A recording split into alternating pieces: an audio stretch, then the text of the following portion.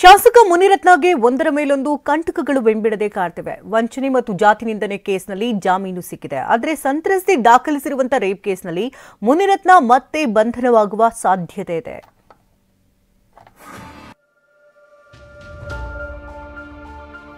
ಎರಡು ಕೇಸ್ನಲ್ಲಿ ಜಾಮೀನು ಸಿಕ್ಕರೂ ಮೂರನೇ ಕೇಸ್ ಕಂಟಕ.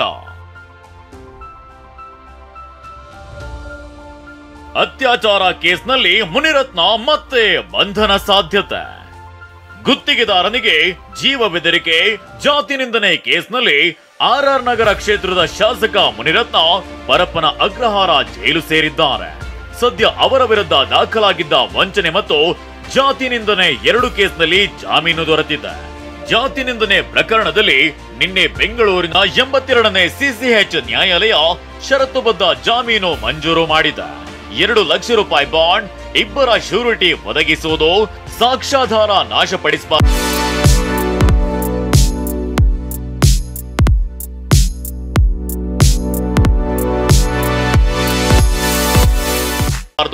ಸಾಕ್ಷಿಗಳಿಗೆ ಬೆದರಿಕೆ ಹಾಕದಂತೆ ಷರತ್ತು ಹಾಕಿದೆ. ಮುನಿರತ್ನ ಇಂದು ಪರಪ್ಪನ ಅಗ್ರಹಾರ ಜೈಲಿನಿಂದ ಬಿಡುಗಡೆಯಾಗಲಿದ್ದಾರೆ. ಆದ್ರೆ ಇಂದು ರಿಲೀಸ್ ಆಗ್ತಿದ್ದಂತೆ ಅತ್ಯಾಚಾರ ಕೇಸ್ನಲ್ಲಿ ಕಗ್ಗಲಿಪುರ ಪೊಲೀಸರು ಬಂಧಿಸುವ ಸಾಧ್ಯತೆ ಇದೆ. ಸತತ 2 ಗಂಟೆ ಜಡ್ಜ್ ಮುಂದೆ ಸಂತ್ರಸ್ತೆ ಹೇಳಿಕೆ ದಾಖಲು. ಕಗ್ಗಲಿಪುರ ಠಾಣೆಯಲ್ಲಿ ಶಾಸಕ ಮುನಿರತ್ನ ಸೇರಿದಂತೆ 7 ಮಂದಿ ವಿರುದ್ಧ ರೇಪ್ ಕೇಸ್ ದಾಖಲಿಸಿದ್ದ ಸಂತ್ರಸ್ತ ಮಹಿಳೆ ಇದೀಗ ಜಡ್ಜ್ ಮುಂದೆ ಹೇಳಿಕೆ ನೀಡಿದ್ದಾರೆ. ಬೆಂಗಳೂರು ಗ್ರಾಮಾಂತರ ಜಿಲ್ಲೆಯ ನೆಲಮಂಗಲ ಜೆಎಂಎಂಸಿ ಕೋರ್ಟ್ನಲ್ಲಿ ನಿನ್ನೆ ಸಿಆರ್ಪಿಸಿ ಸೆಕ್ಷನ್ 164ರ ಅಡಿಯಲ್ಲಿ 2 ಗಂಟೆಗಳ ಕಾಲ ಹೇಳಿಕೆ ದಾಖಲಿಸಿದ್ದಾಳೆ.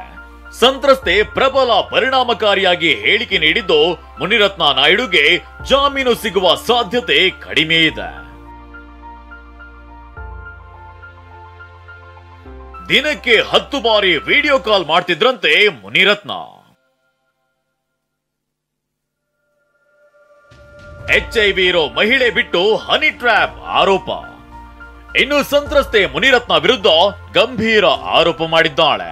ದಿನಕ್ಕೆ 10 ಬಾರಿ ವಿಡಿಯೋ ಕಾಲ್ ಮಾಡ್ತಿದ್ರು, ಗೋಡೌನ್ನಲ್ಲಿ ಅತ್ಯಾಚಾರವನ್ನ ಎಸಗಿದ್ರು, ಬಳಿಕ ವಿಡಿಯೋ ರೆಕಾರ್ಡ್ ಮಾಡಿಕೊಂಡು ಬೆದರಿಕೆ ಹಾಕುತ್ತಿದ್ರು ಅಂತ ಆರೋಪಿಸಿದ್ದಾಳೆ.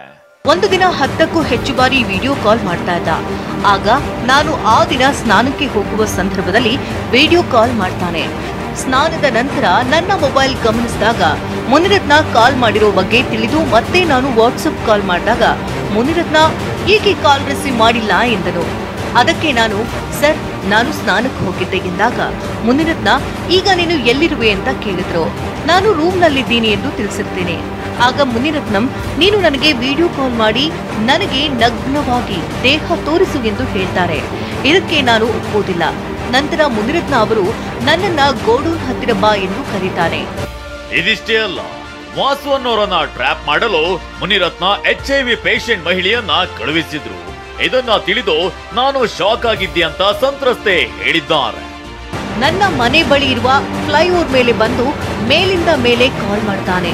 ನೀನು ಬರೆದಿದ್ರೆ ನಾನು ನಿನ್ನ ಮನೆಗೆ ಬರ್ತೇನೆ, ನಿನ್ನ ವಿಡಿಯೋವನ್ನ ನಿನ್ನ ಗಂಡ ಮಕ್ಕಳಿಗೆ ತೋರಿಸ್ತೀನಿ ಎಂದು ಬೆದರಿಸಿದಾಗ ಅನಿವಾರ್ಯವಾಗಿ ನಾನು ಹೋಗಿ ಅವರನ್ನ ಭೇಟಿ ಮಾಡ್ತೇನೆ. ಆಗ ವಾಸುಗೆ ನಾನ್ ಕಳಿಸಿದ್ದು ಏಡ್ಸ್ ಪೇಷಂಟ್ ಅನ್ನ ಗೊತ್ತಾ ಎಂದು ಹೇಳಿದಾಗ ನನಗೆ ಶಾಕ್ ಆಗುತ್ತೆ.